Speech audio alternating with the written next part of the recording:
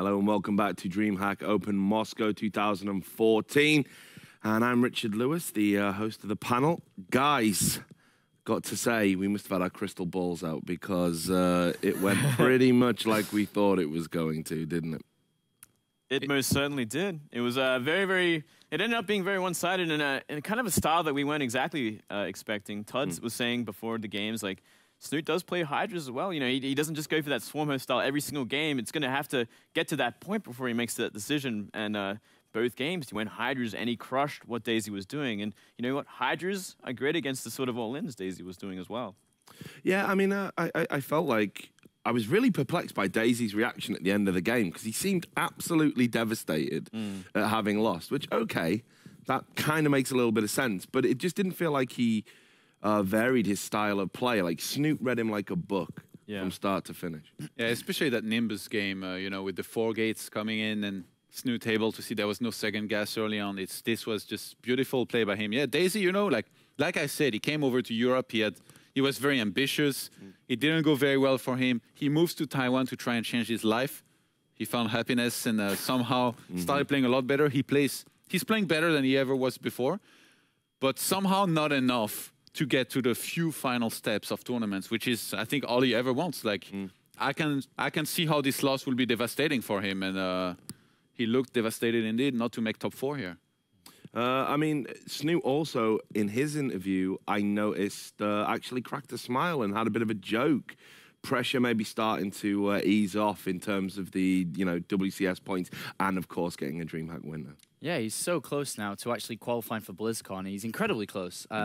Every win, he's pushed himself further and further. A couple of weeks back, about a couple of weeks back, people were saying, or estimating, to qualify for BlizzCon, you need just about 3,000 points, and then you should be able to squeeze in no matter what happens. But if you can get to the 3,000 barrier, then you're going to pretty much play at BlizzCon. Snoot sits at 2,950 points. He's so very close. You know, one more win, and he's almost guaranteed to be playing at BlizzCon. And I truly believe in him, and I think he's believing in himself as well. Yeah, I think everyone's believing in him. It was like I said, it was interesting to hear him talk about how he's confident against every matchup except ZVZ, which, you know, we have seen him come a little bit unstuck, but, you know, he's done enough to obviously stay in the tournament. Yeah, and he's kind of in a more safer place now because, I mean, he doesn't have to play Zerg in the next match either. So, and he got through his Protoss opponent very convincingly up against the Terran next, and he does do very, very well against Terran as well. We almost saw him 3-0 Flash just a couple weeks back. Yeah. He is sick good against Terran. He beat MMA last time they played over in UK at Gfinity. So, and those were some epic games, especially the last one. So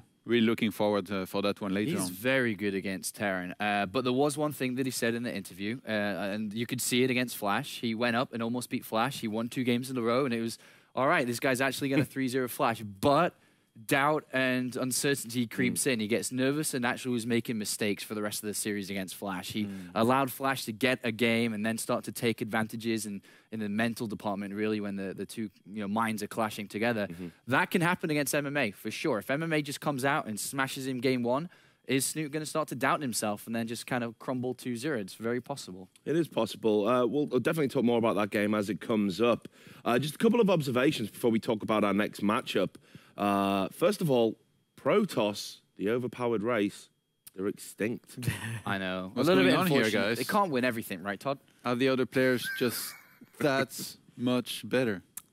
Maybe. I mean, we could just throw over to Kesper Cup and we just saw a PvP final there. How many Protoss were in that tournament? I didn't see that one coming. It was so obvious. It was just right there. Okay. But no, I was actually surprised. I mean, don't get me wrong, I certainly wasn't hoping for a PvP final or anything like that, but I'm amazed that we're down to just Terrans and Zergs at this stage. Yeah, there wasn't super high representation for Protoss at this event, I don't think. Compared to the international tournaments that we see so often and the players that are actually winning those tournaments, Zest and Hero and SOS who travel worldwide, those are the top tier Protoss, but they weren't really here at this event. If you look at the matches in that round and the previous, I mean, like, for example, MMA beating Patience, Snoot beating DayZ, like, the favorites won, the logic was respected, so. Okay, and just one more thing as well that I thought was interesting. Someone in the Twitch chat when I was watching the game backstage said, it's good to see this panel, but who is Tarzan And why is Tarzan here? And we're talking about you, my friend, and your feral looks. Feral look. Yeah, you've got to get that mane tamed, brother, I think. I don't know, man. I think it looks pretty good. I actually forgot my brush, if it means anything. Like I came to Stockholm without a brush, so I think it's more about the loincloth that you're wearing just beneath the desk. I think that's what he was talking about. But anyway, I've just been told that we are going to be able to go over to Smix, so we're going to have our next matchup very soon. It's going to be between BBoongBBoong and True. We are going to talk about that in a moment. But first of all, Smix is going to have an interview with the players ahead of their game.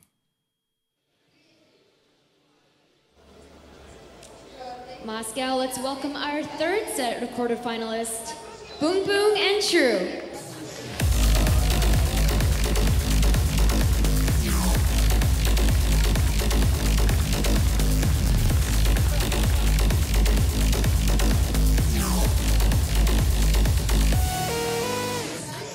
True, you were with Kespa for a very long time, but now you're at your first European event. Are you enjoying DreamHack and what do you think of Moscow so far? 이제 캐스퍼 동안 오랫동안 있었는데 이제 첫 유럽 대회이잖아요. 그래서 이제 일단 드림핵 대해서 어떻게 생각하고 그리고 머스카우 대해서 어떻게 생각하세요?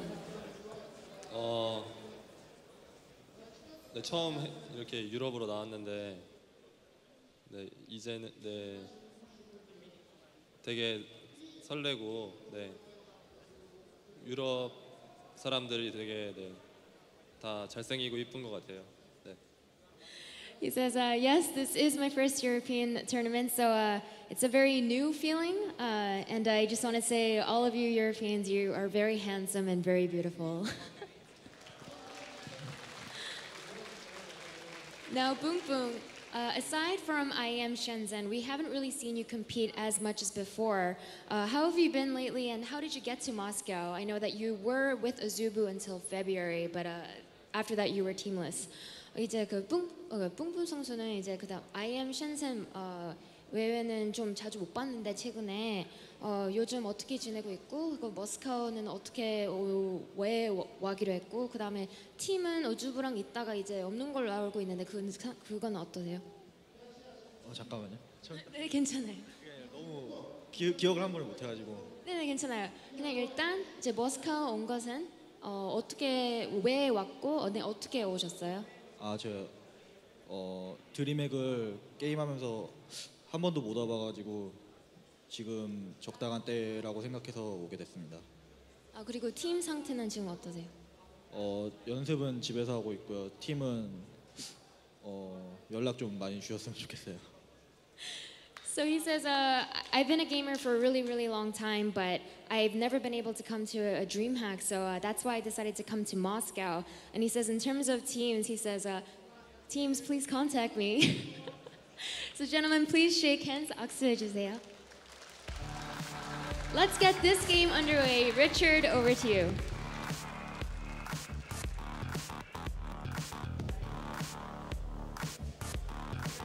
Okay, so there we have it, and another great interview there from Smix.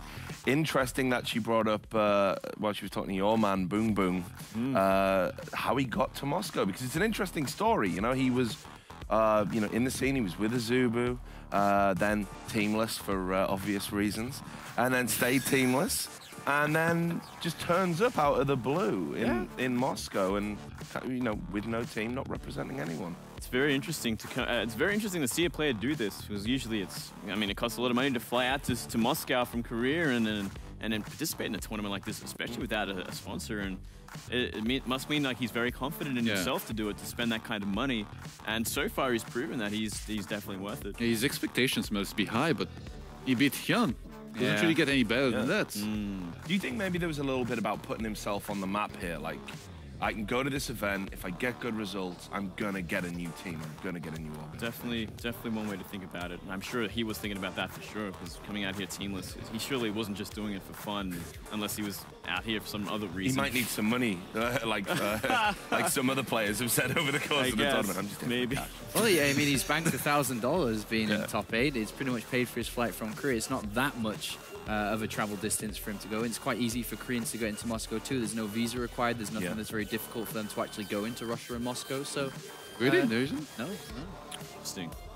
And of course, in that sense as well, True has kind of led the way a little bit because we've seen him move to Dead Pixel, you know, moving away from a Kesper team and, you know, wanting to open up a bit more internationally. What can you tell us about Dead Pixels? Well, that is a very good question. I was going to ask you guys that since you're the experts. What can you tell us about Dead Pixels, Tom? I asked first. What an awkward guy. So let's get to predictions.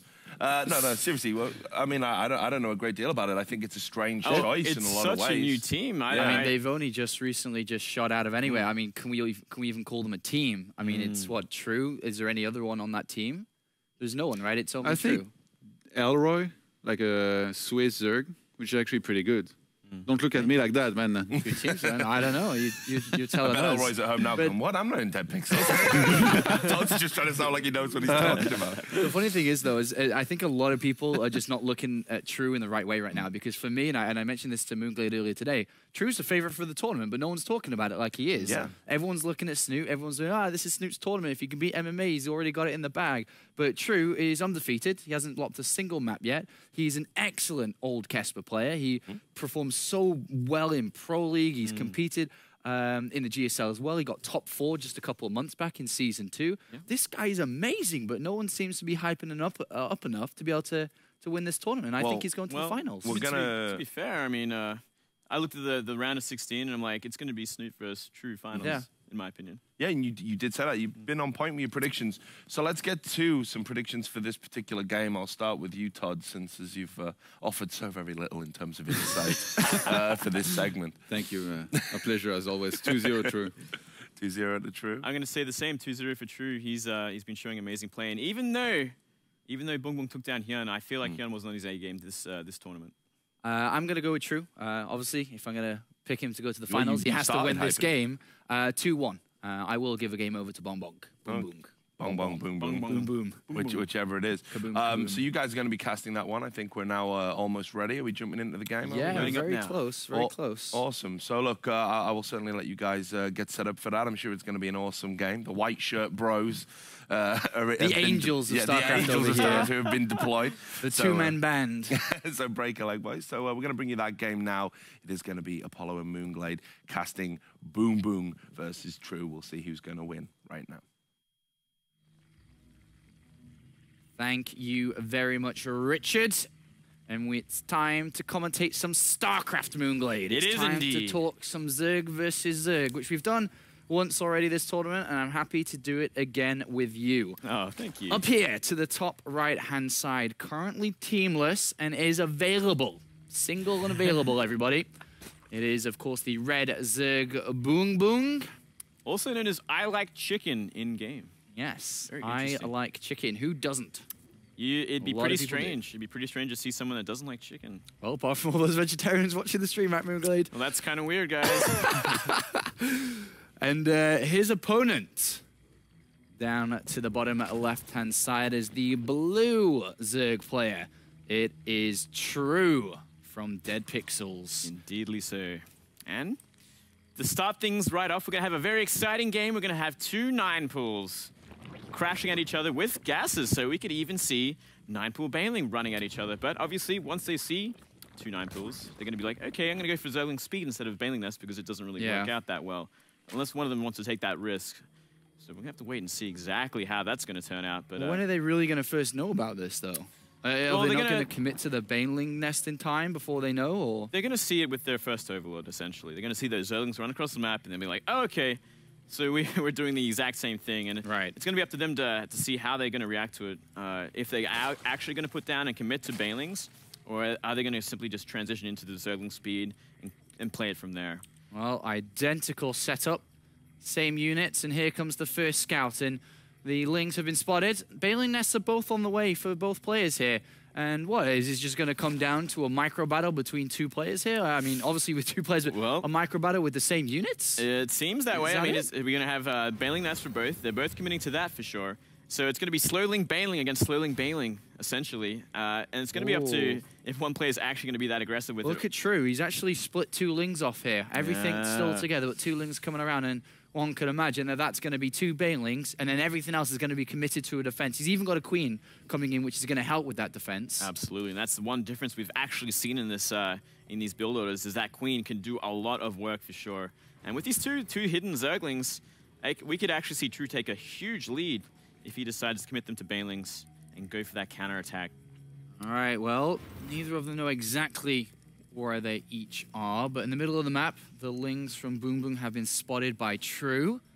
But where are those 2 Banelings? They haven't been used yet. He's buying his time. 2 get morphed in here. Finally morphing for True. 2 defensively here for BBoongBBoong as well.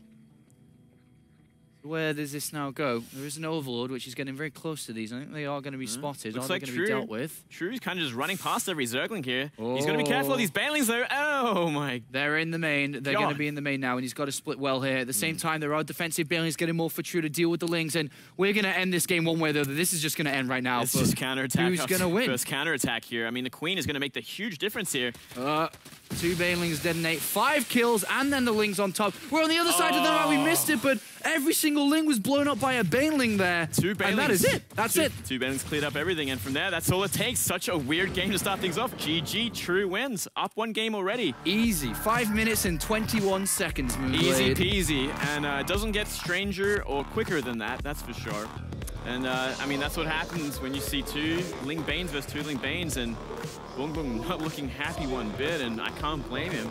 Really caught out of position there. He was going for the all-in. He was committing to Ling Bane, slow Ling Bane. Yeah. Didn't make that Queen. He didn't think about defense one bit. Was it True's decision-making with the scenario that was set up that just separated the both of them? He's like, okay, this is what I'm set up with. I'm going to do this. I don't care what you're going to do.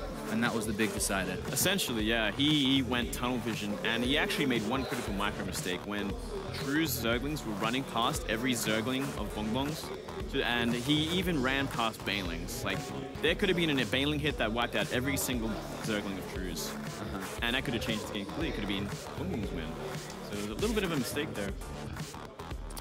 All right, well, let's see how this next map's going to get set up here. King Sejong Station is the next map here, Moonblade. Indeed. And I wonder if True can repeat the success of a player like Tasia at a DreamHack event. Tasia's the only player in DreamHack history to have a perfect tournament where he went undefeated, didn't lose a single map, and that was, of course, at DreamHack Summer. And currently, True is on that path. He is. He's very well on that path. He's playing very, very well. And, yeah, a bit of a scare in that game. I mean, these probably are the most volatile ZVZs you could ever play. 9-pool Bane versus 9-pool Bane.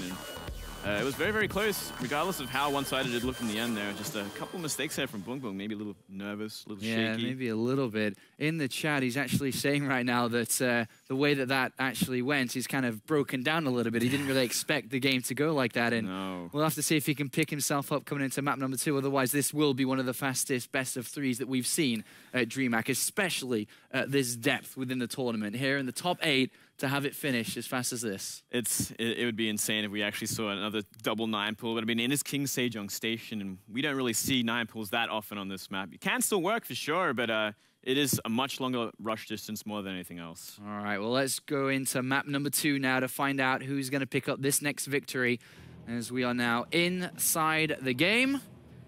Down here to the bottom right-hand side. Bit of a pause as first. The admin has decided to pause the game real fast there.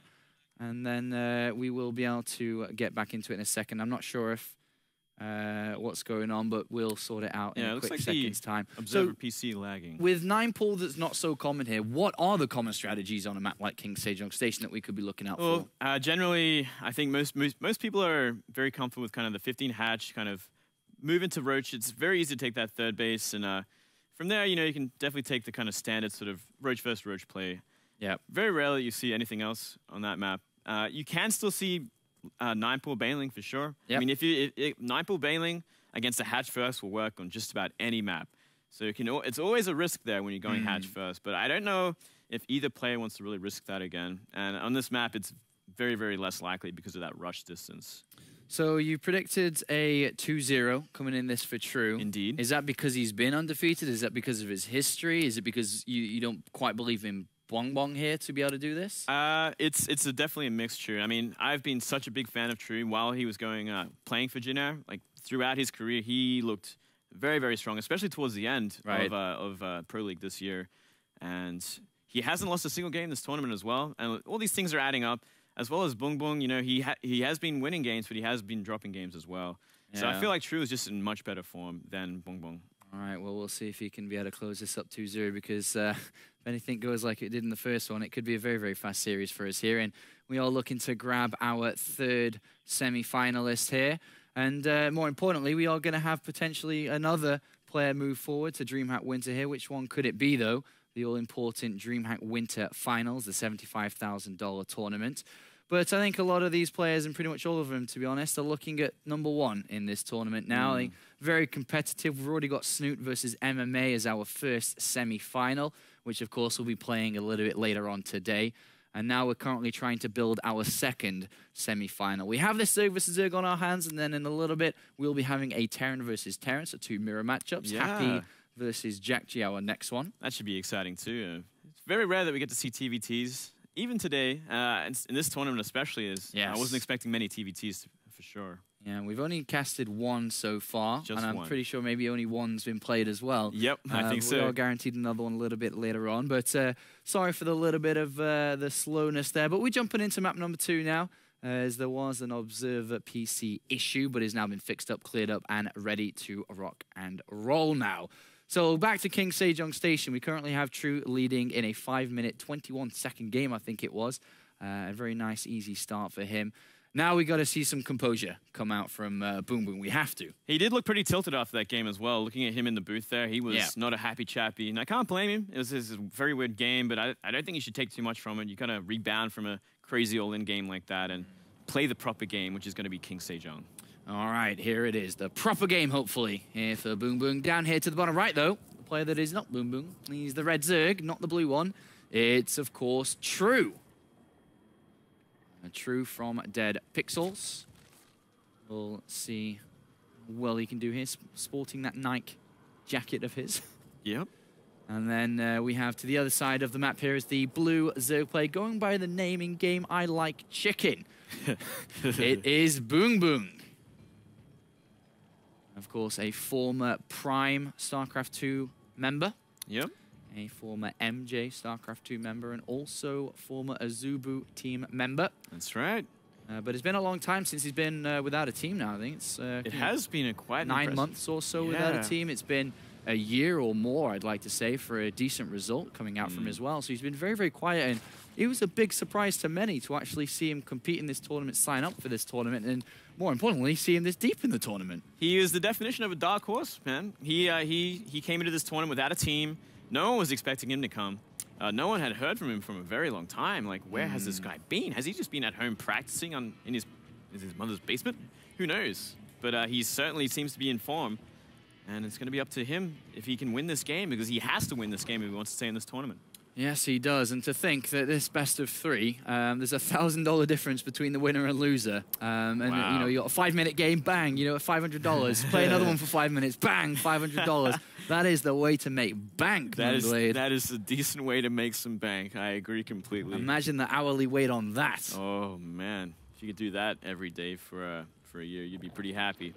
Set for the rest of your life. 2 build orders, though, starting to shape up from these two.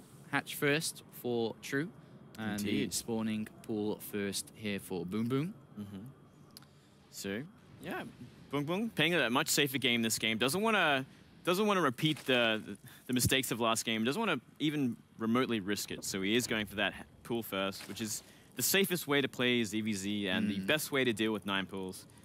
But unfortunately for him, we did see True go for that hatch first because he's up a game. He can take a risk if he wants to, and I'm sure he's pretty confident that BoongBoong doesn't want to put everything on the line on another 9 pool. Right. Well, BoongBoong currently, without taking any gases yet, and it is getting a little bit late for him to start to think about adding these on. If he's going to play a gasless style here, what do you make about that? Do you like the gasless style here, especially with seeing that he is playing against a player who has already mined 100 gas of his own?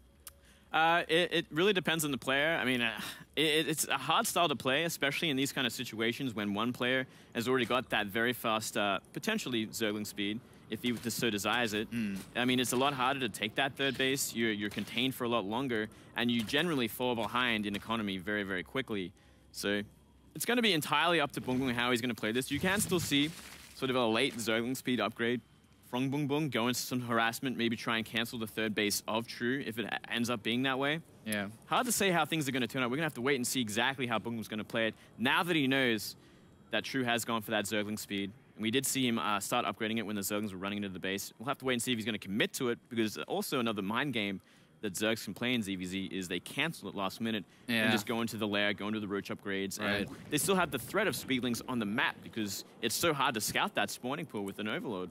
Well, True pokes inside the main base with an overload. Not quite deep enough to be able to see if the gases have been taken or not, but I'm not too sure he's that worried because he spotted the gases on the natural anyway. Exactly. So he knows that his opponent's taking the gases. He's up to it fast to third base here. Is there an option for BoongBoong to start thinking about the third base here? Surely is he not going to fall behind in production and economy? Well, and if he does, where are his strengths? He can, but I mean, as you can even see from that, the spawning pool that's being made, sorry, not the spawning pool, the spine crawler that's being made at the natural of I Like Chicken, aka BoongBoong, that he is still afraid of Zergling speed on the map. So he's going to try for it now, but it is a risk because he doesn't really have anything to deal with a speedling attack. But it's going to be entirely up to True if he's going to make Zerglings and bring him out on the map. And it's entirely up BoongBoong if he's going to commit to it. But he turns that drone around, so he isn't going to go for that third base after all. Well, BoongBoong has not too much more intel. He lost his Zerglings inside the main base. Doesn't really know if there are some builds, I suppose, that you can start banking up a lot of Zerglings by now and then try to flood across and catch your opponent off guard here. But we see True just droning quite heavily. I mean, or quite decently. He's at a good amount now, 37 apiece. But 6, 7 roaches have been built. Yeah. Why does he need 7 roaches if his opponent is on 2 bases, not looking to be aggressive? Are these 7 roaches super aggressive? He's looking to bust? He's going to try and kill. He's absolutely... He's going for a kill move right now. He's going to go for the roach speedling all in. See, we see 7, 8 roaches being made and 20 Zerglings behind that. So he's just going to run up the middle. And I mean, it's a perfect kind of response to what he's seen from BoongBoong. BoongBoong hasn't made anything yet. He's starting to make roaches now, but he's been entirely droning up hard, going for that tier 2, starting upgrading the roaches. Hasn't even gone for a third base yet. He's supply blocked at 60 supply here as well. He can't build any units until an overlord pops, and then even if he does, he's going to probably need another one very, very soon here. Absolutely. Is he going to be able to hold this? It's hard to say, and I mean, BoongBoong just doesn't seem to realize what is actually happening. He's putting down a third hatchery. He finally sees the roaches, cancels it.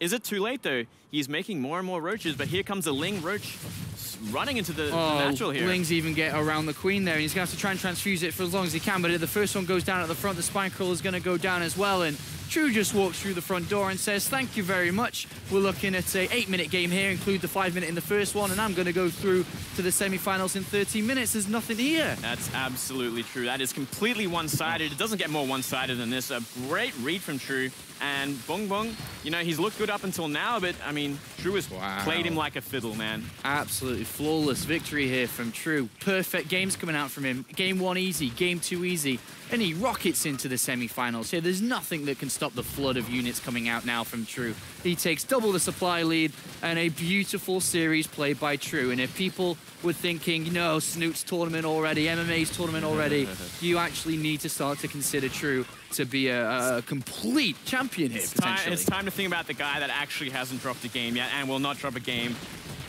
at all. I mean, even in the round of 8, he is looking insane, and True takes the victory flawlessly. Takes the victory. Easy series coming out by True, and he moves on to the semi-finals, and he will qualify himself for DreamHack Winter. He gets the extra $1,000 from that series and moves forward another round in this tournament. Brilliant performances by True.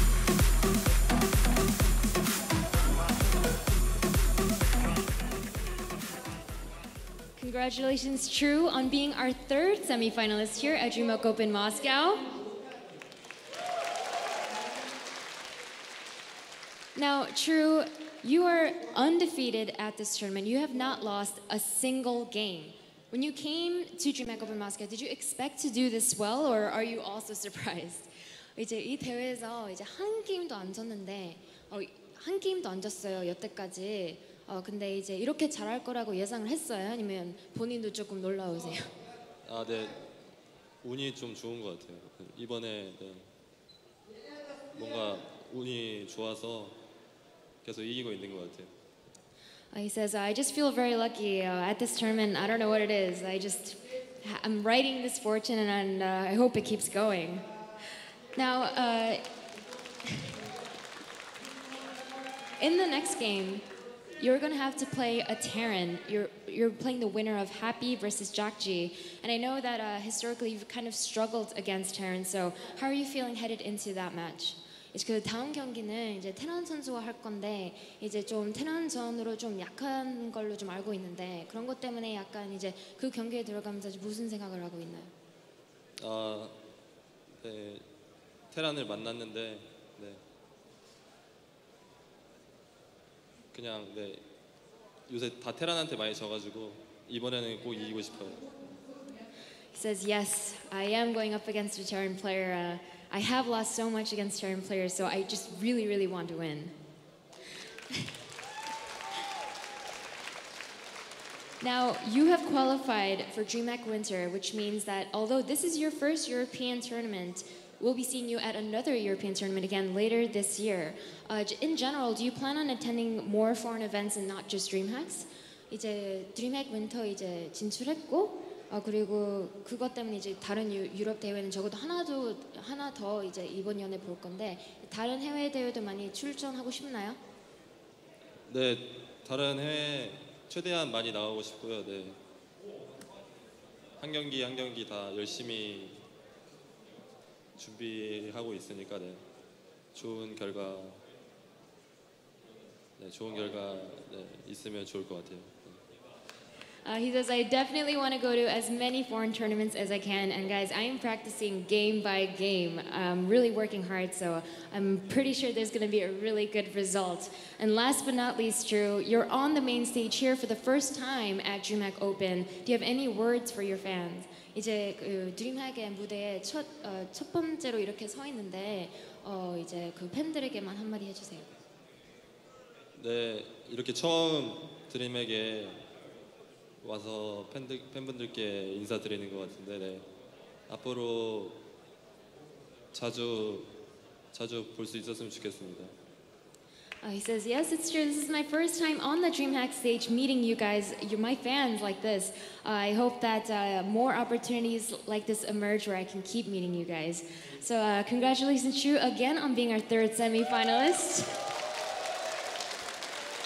Guys, after this break, we will have our last quarterfinal match to determine our last player to qualify for DreamHack Winter. I know you guys will be extremely excited for this. It'll be Happy versus Jackju.